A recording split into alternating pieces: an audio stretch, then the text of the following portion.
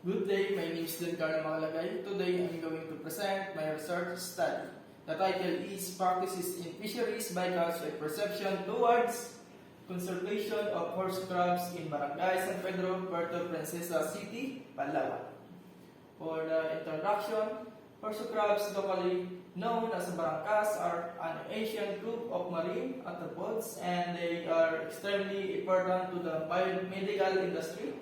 And horse crabs are listed IUCN 2019 and face threats such as over-exploitation, including bycatch, and throughout Asia, horse crabs are often considered as nuisance. Next is my objectives: determine the actions taken fishers during horse crab bycatch encounter, and second is capture the perception of fishers towards supporting horse crab conservation. This is my study site, so Barangay San Pedro.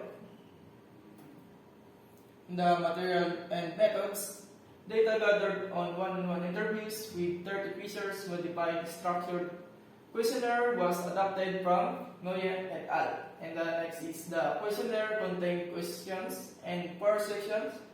The first is social demographic profile, and the next is fishing background effort. The third is characterizing fishing practices, and fourth, fishers' perception towards horse crab conservation.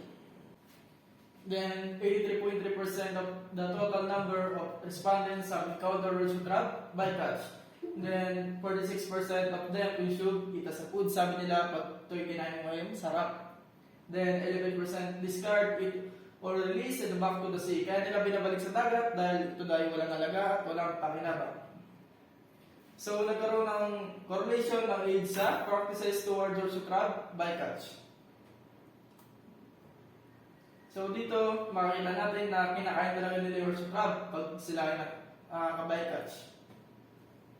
Una, iniyaw daw muna nila. Sunod ay ginagataan na nila.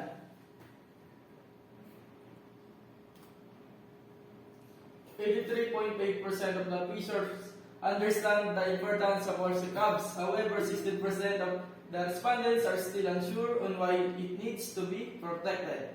So nagkaroon ng correlation ang religion sa perception towards horse crab bycatch.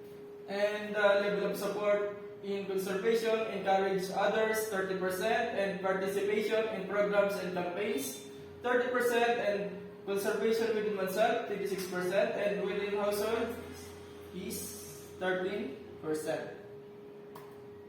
And for the conclusion, majority encountered horse crab bycatch, and practices reported were consumed and released. Problems encountered such as net damage and it hard to decatch, and age correlates with their practices, and religion correlates with their perception or on legality horse crab, and 100% are willing to support horse crab species within oneself.